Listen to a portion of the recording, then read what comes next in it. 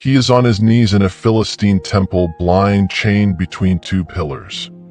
The crowd is screaming. He has one move left. The man who once tore a lion apart with his bare hands and killed 1,000 with the jawbone of a donkey now asks a boy to guide his hands to the stone. He cannot see the faces. He cannot see the pillars. He can only feel, and in a moment he will use that. What brought him here was not an army. It was one woman, one secret, and one night of sleep. The fall of Israel's strongest man did not happen on a battlefield. It happened in a bedroom, in the dark, in the one place he thought he was safe. To understand how he got there, you have to go back to the beginning, to the vow, to the hair, and to the woman who would turn that secret into a weapon. His name was Samson. He was born in the days when the tribes of Israel had no king. The Philistines held the coast and the plains. They had iron. They had chariots. Israel had neither. The cycle was familiar. Israel did what was evil. Oppression came. They cried out. A deliverer was raised, but this deliverer would be different. A messenger came to a woman who had borne no children. You will conceive and bear a son. No razor shall touch his head, for the boy shall be a Nazirite to God from the womb, and he shall begin to deliver Israel from the hand of the Philistines. She was given strict instructions. She was to drink no wine, eat nothing unclean. The child was set apart before he drew breath. The Nazirite vow was ancient. It meant separation, consecration. The hair was the visible sign. Cut it, and the vow was broken. He grew. The Spirit of the Lord began to stir him, and his strength was not the kind that comes from training. It was something else. Something that made him a one-man army. On the road to Timnah, a young lion came at him. The Spirit of the Lord rushed upon him. He tore the lion apart with his bare hands. Later he found honey in the carcass. He ate and gave some to his parents. He did not tell them where it came from. The pattern was already there, secrets, gaps, things hidden. At his wedding feast he posed a riddle. Out of the eater came something to eat. Out of the strong came something sweet. His bride wept and pressed him for 7 days. She gave the answer to her people. He paid the wager in slaughter. Then he left. When he returned, she had been given to another. What he did next would draw the full weight of Philistine retaliation. He was not a general. He was a force. But strength alone does not decide who wins. And the Philistines were not going to meet him in the open field. They would find another way. That way had a name. They found Delilah. The biblical text does not say she was Philistine by birth. It says the lords of the Philistines came up to her and said, "Entice him, and see wherein his great strength lies, and by what means we may overpower him. We will each give you 1,100 pieces of silver."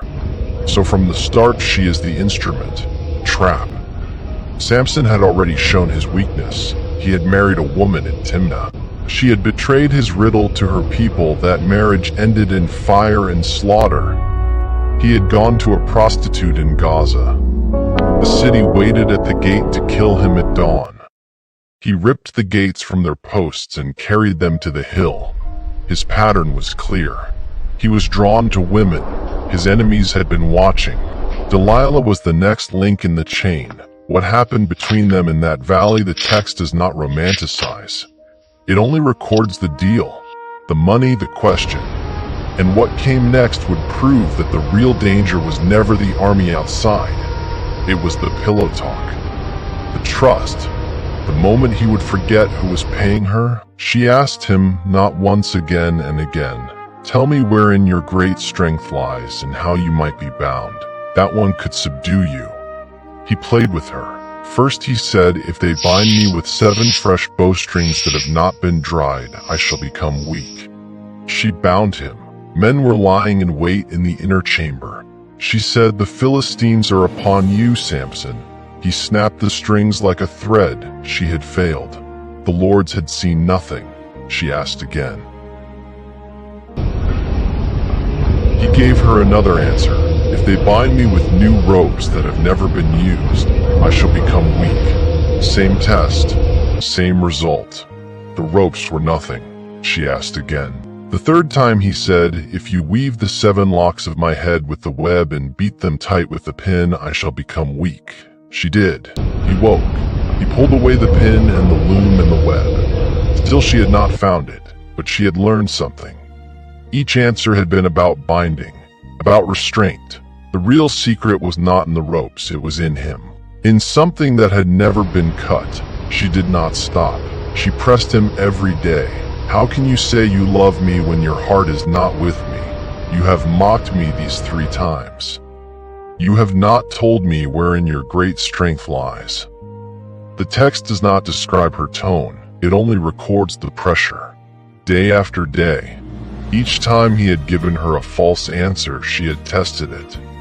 Each time he had broken free. She had not given up. The silver was still waiting, and somewhere in that cycle something in him gave, not his body, his will. Until his soul was vexed to death, he told her everything.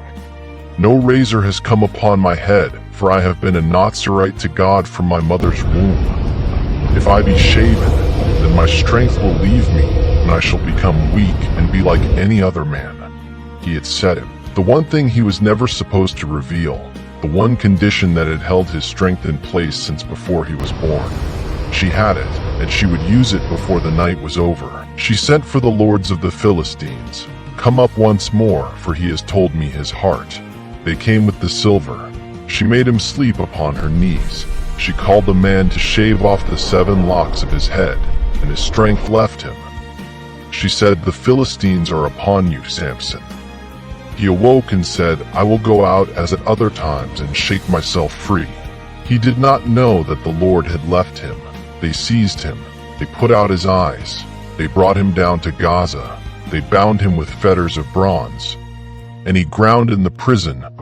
The strongest man in Israel was broken not by a sword but by a whisper, not in battle. In sleep, the irony would not be lost on the ones who told the story. The one who had carried the gates of a city now turned a mill in the dark.